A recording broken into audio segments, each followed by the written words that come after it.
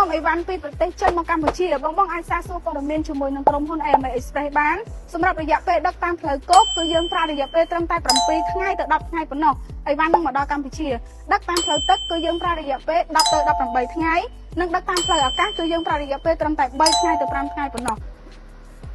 សួស្តីបងប្អូនទាំងអស់គ្នាថ្ងៃនេះខ្ញុំសូមណែនាំពីសេវាកម្មដឹកជញ្ជូនទំនិញពីចិនមកកម្ពុជាតាមរយៈក្រុមហ៊ុន AMA Express សម្រាប់ក្រុមហ៊ុនខាងយើងដែរគឺយើងមានទទួលដឹកប្រភេទរបាំងកញ្ចប់តូចធំដូចជាខោអាវស្បែកជើងកាបូបអីផ្សេងហើយជាពិសេសនោះគឺប្រភេទគ្រឿងចក្រធំក៏យើងអាចទទួលដឹកបានដូចគ្នាអញ្ចឹងសម្រាប់បងដែលគាត់មានតម្រូវការចង់នាំអីវ៉ាន់ពីប្រទេសចិនមកកម្ពុជាបងអាចសាកសួរព័ត៌មានជាមួយនឹងក្រុមហ៊ុន AMA Express បានសម្រាប់រយៈពេលដឹកតាមផ្លូវគោកគឺយើងប្រើរយៈពេលត្រឹមតែ7ថ្ងៃទៅ10ថ្ងៃប៉ុណ្ណោះអីវ៉ាន់នឹងមកដល់កម្ពុជាដឹកតាមផ្លូវទឹកគឺយើងប្រើរយៈពេល10ទៅ18ថ្ងៃនិងដឹកតាមផ្លូវអាកាសគឺយើងប្រើរយៈពេលត្រឹមតែ3ថ្ងៃទៅ5ថ្ងៃប៉ុណ្ណោះអញ្ចឹងសម្រាប់ព័ត៌មានបន្ថែមបងអាចសាកសួរតាមរយៈ link Telegram ខាងលើឬមួយក៏អាចតាក់ទងចូលនៅក្នុង page ដើម្បីក្រុមការងារខាងបងផ្ដល់ព័ត៌មានជូនអរគុណ